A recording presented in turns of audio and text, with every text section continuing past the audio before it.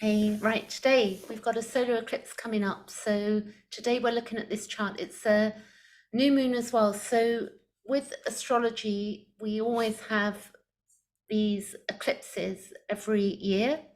And this year we've got 4. We have 2 solar eclipses and 2 lunar.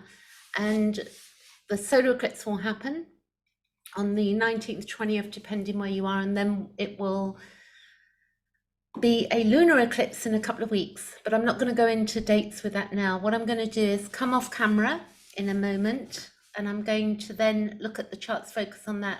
We do know that this is in Aries, it's at the 29th degree, and the 29th degree is very interesting in astrology, but I don't know enough about it to go into it. I'm also going to refer a bit to this book you can see here, which is quite interesting. And what you want to do is look at your own chart to see where this is happening. And as I run through this, you're going to be able to see where it's happening for me, and then maybe look at your own chart. What you can do is go to AstroSeek. You see this site here, and you go to this site and you'll be able to see your own chart. So let me show you now. This is the 20th of April, 5:17 a.m. in the UK. That's British summertime. And then we've got universal time, it's 4:17. So use that as a reference point to know where it is happening for you. So I'm going to come off camera and I'm going to start focusing on the charts. Okay, catch you in a while, but I'm still here, by the way. I'm not going anywhere. I'm just behind the screen. So hang on a minute. There you go. So I can focus more. And what we have is that you can see here that we've got 29 degrees Aries is the sun, and 29 degrees 52, that's the eclipse time, solar eclipse. It's a couple of degrees after it's crossed over the sun. And the moon in Aries, if we look at the moon, although it's a solar eclipse, because it is a new moon as well, we got the feeling of uncertainty can make us solve problems faster. And it can be that we feel like we want to rush because we've got Mars involved with this in both cases. Mars is the ruler of Aries, and so we've got the sun and the moon conjunct at that time.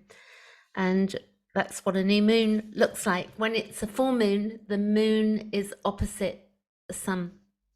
Now, with this, we can, if we use up too much energy, we can feel tired. It can make us feel that we are just worn out. So we don't want to be pushing ourselves too much. We want to take it easy, I think. The keywords for the Aries archetype are separation. If you think, when we come out of the womb, we experience separation. So if we take that into account, first house, then we can also have a feeling of anger and rage, and not just when we come out of the womb because we've been all warm and cozy. But it's very interesting, this archetype, when we begin to understand the meaning and the expression of it. Anxiety and separation. It's also desire, because we desire to have a desire nature, desire life, desire of being on earth as well. It's our identity, it's our freedom, independence. It's also where we can have the expression of war. It's where we want to be the loner.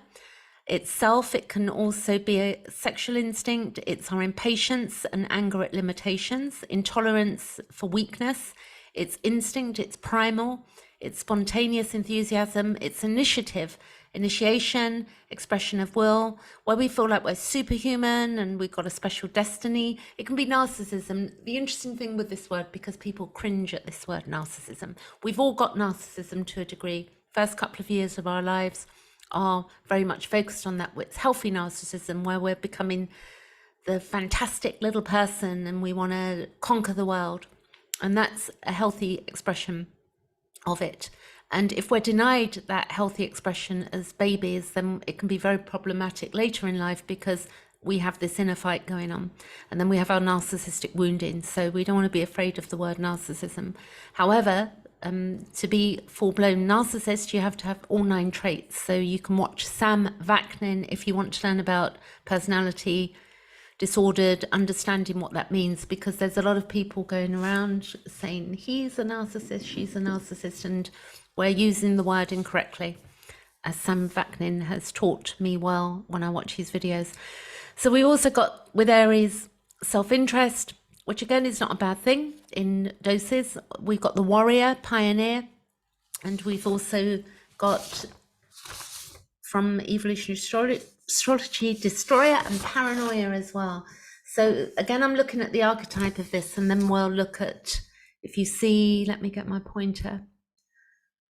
We have here, and then I've got this. So I will say at the moment, what we do have is that the Pluto is square, the sun is square to Pluto at the moment, and it's going to be for the next few days. You'll see that on Solar Fire when I show you.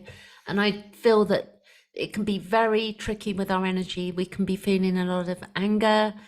If we don't get our own way, we can feel like we want to assert control over others, or we can use it in different ways, in healthier ways, and organize our own lives. But I think it's a bit here and there with this.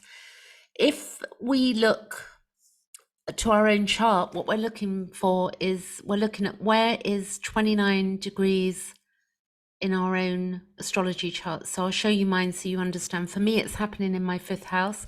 Eclipses affect 6 months ahead, and you know, really possibly a year. I mean, I wouldn't say that exactly, but because we'll have, in 6 months we're going to have others. But an eclipse in the 1st house involves a sense of self in Aries. So if we forget the house and just look at the, for the time being, the sense of Aries holding the 1st house, not in our own charts. My 1st house is Scorpio, but for many of us, if we look at that afterwards, but consider that the 1st house strongly involves a sense of self. Aries strongly involves a sense of self, and we can experience a desire to claim the I am with self-defining acts or plans. So we could be planning new things for ourselves. It's new beginnings at the sun, you know, it's our will.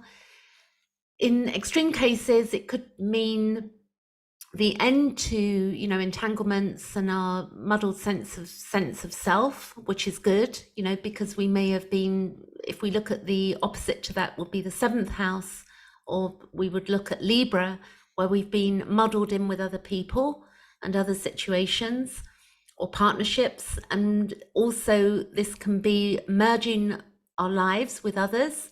And that doesn't just mean relationship, that could be in business, it could be partnerships.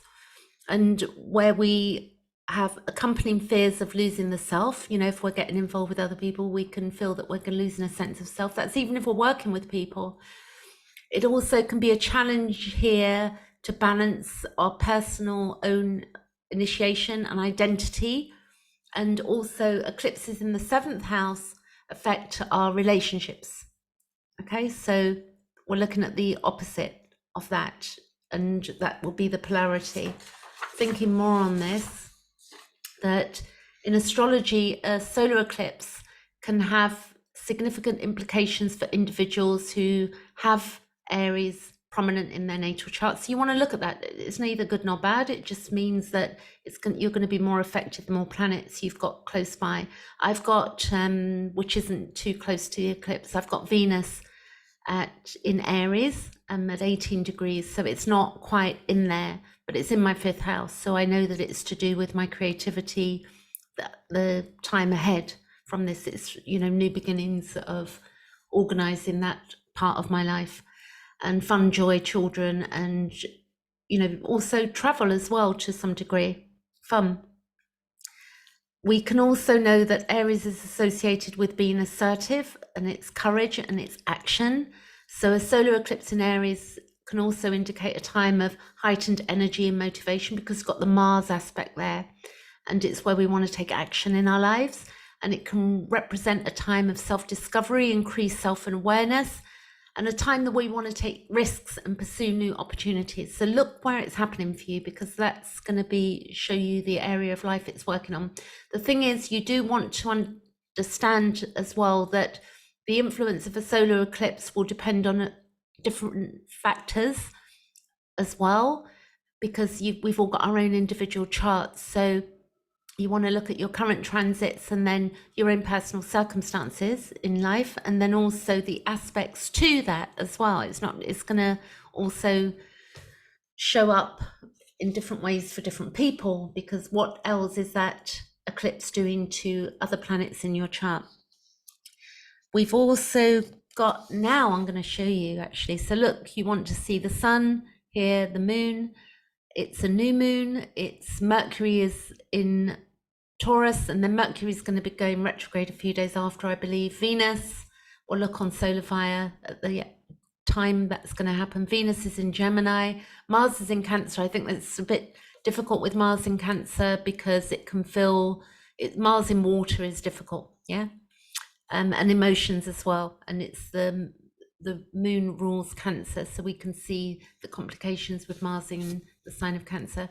Jupiter is in Aries, and Saturn is in Pisces, Uranus is in Taurus, and Neptune is in Pisces, and Pluto is in Aquarius, and then it will go retrograde later this year, and it'll move back into Capricorn temporarily for a few months, and then it will go back into Aquarius, and then it does it again, and then in 2024 we've got a complete, I think, can't remember the date, but it will definitely remain in the sign of Aquarius until 2044.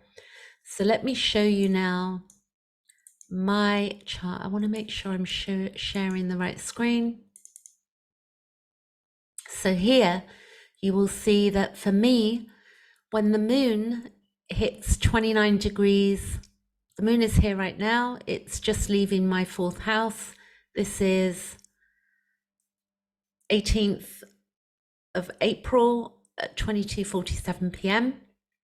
And what you'll see is that this will then move through the day tomorrow, and then it will move to 29 degrees on the 20th in the UK at 5:17 a.m.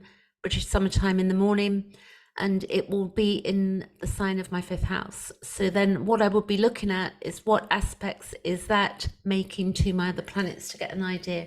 And I do know that whilst it's doing some nice things to Jupiter, so if you look here, for me, it will be in touch with my Jupiter, it'll be doing a sextile. It will also be doing a semi-sextile to my Sun, and it will also then be doing some tough work up there with Pluto for me, but I'm okay with that because I understand how to work with it.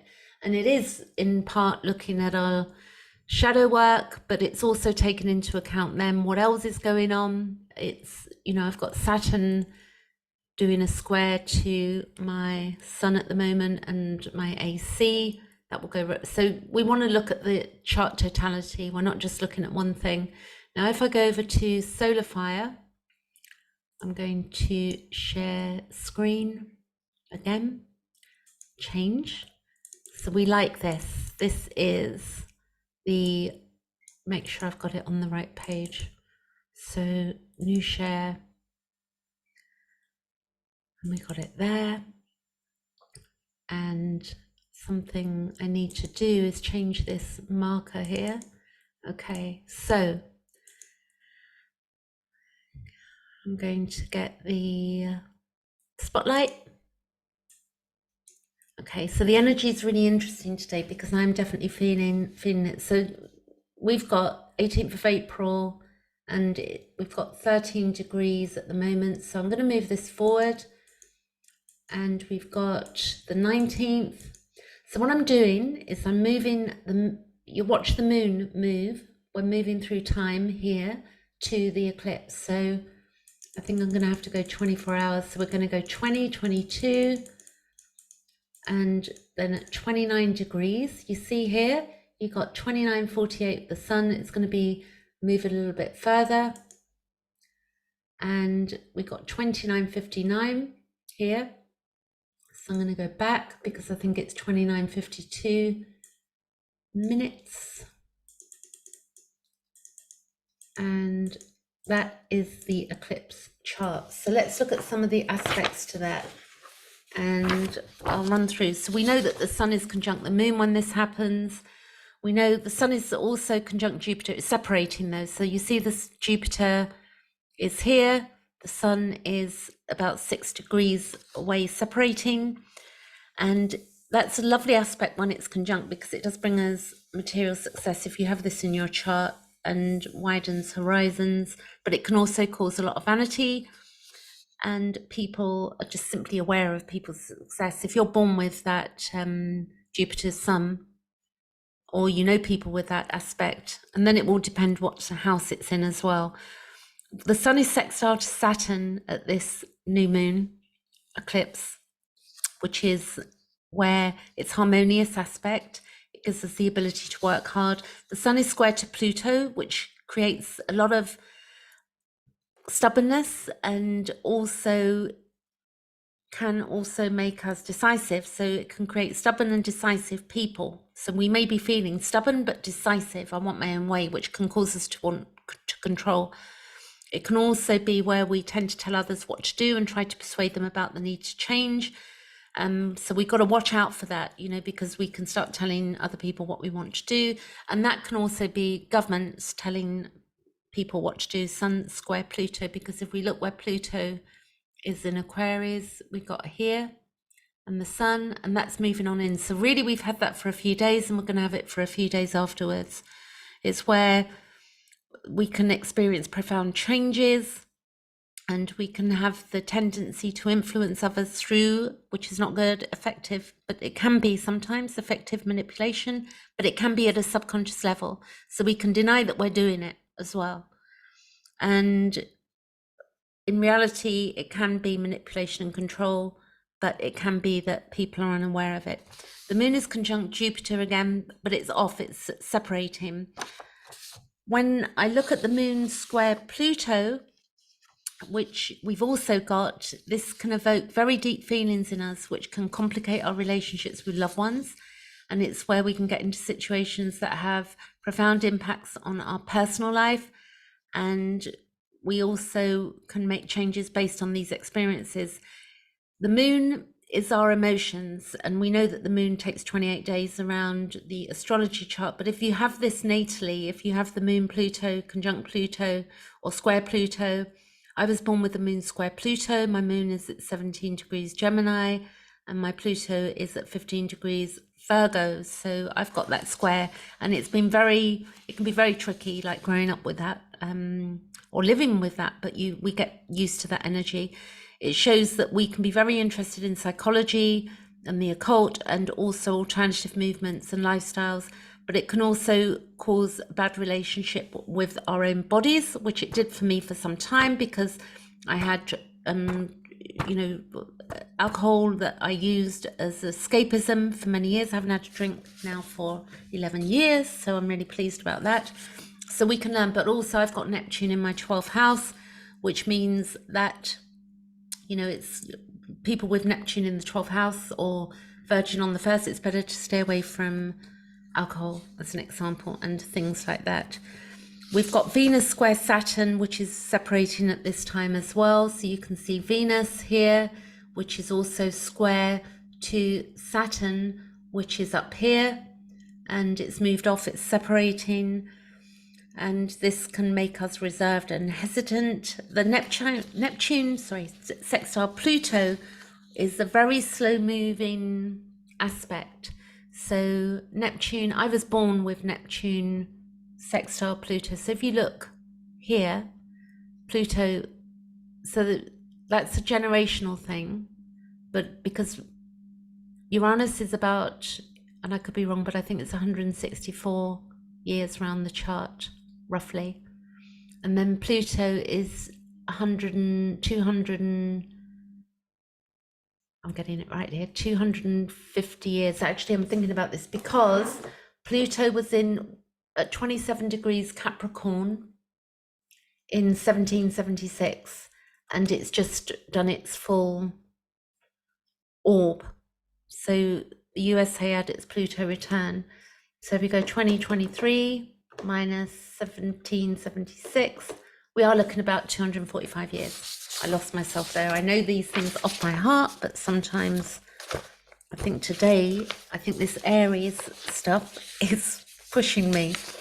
And also with that sun in Aries squared to Pluto is not an easy task for most of us today. So if you're feeling it, it's like take a step back and slow down. I would say that if you look to your own chart, it's going to really help you to understand how this is going to play out. And if you need help, then, ask an astrologer or ask somebody, in the groups, that astrology groups you're in on social media. If you're in any of those groups, look to that, or Google what a solar eclipse means in the particular house that you're having it in. That would help. So just Google solar eclipse in the 5th house for me as an example, and then my lunar eclipse is going to be in the 12th house. So you want to look at the degrees so you know what houses they're falling in. And the other thing as well we're going to look at is Mercury. We're going to go days ahead. So we're going to look at this Mercury here. Let's see. And we're going to go forward. You see the Mercury is in Taurus at the moment at 15 degrees. We're going to go days ahead. So we're going to go stationed.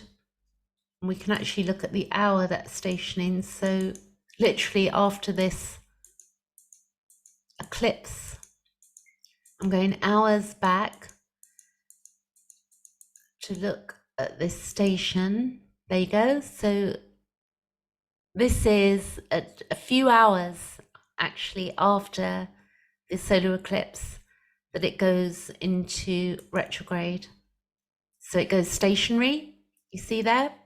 And that is 5, 6, 7, 8, 9. That's about 4 hours after the solar eclipse, which is quite meaningful, I would say. In Taurus, it's to do with our inner needs. So if we look, you can't see this, but I can click on the planets and I'm able to read the definition as well.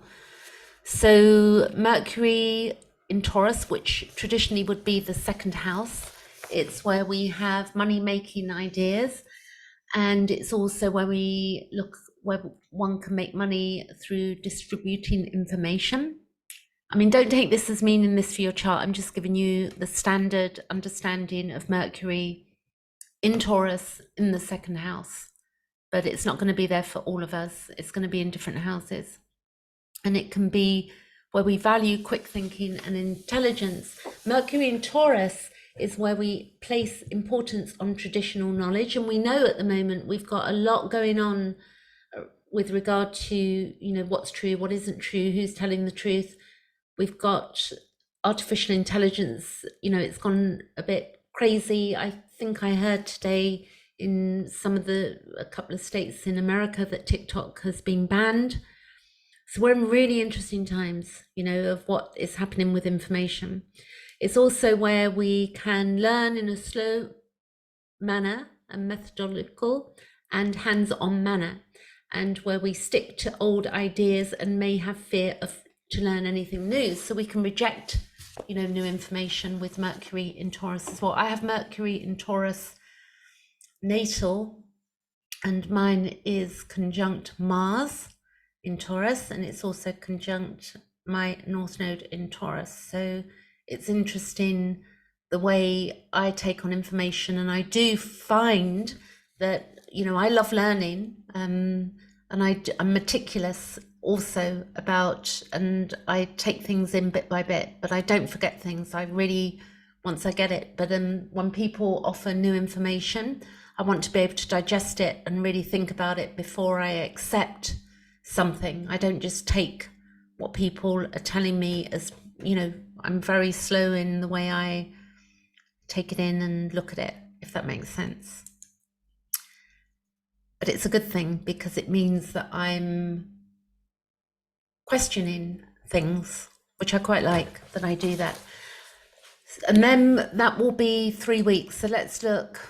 we go weeks ahead. So we're looking at it stationed, and then it goes retrograde, retrograde. We're looking at the R, retrograde, and it's still retrograde. And then we go days ahead because that's 3 weeks, and we're going to go, and then it should retrograde still, stations on the 14th of May, and then it goes direct on the 16th of May, probably before that if we go by the hour, but that gives you a rough idea. And then it's going to be, that's interesting that it goes back to conjunct the North Node, and then it goes direct again. So, and it's opposing the South Node. So we've got some good changes, and then we can see up there as that goes on that if I go, when did Pluto go retrograde? Let's have a look at that, because the retrogrades come in again. So on the 30th of April, we've got 1st of May, we've got Pluto stations to go retrograde for 5 months. And then other planets will begin to go retrograde as well. So then we will be up to all sorts of things, looking at charts and what they're up to. So look at your own chart and see what's going on. I hope you enjoyed that. I'm going to leave it there and do some more videos coming up in the days and weeks ahead. Catch you later. Thanks for watching.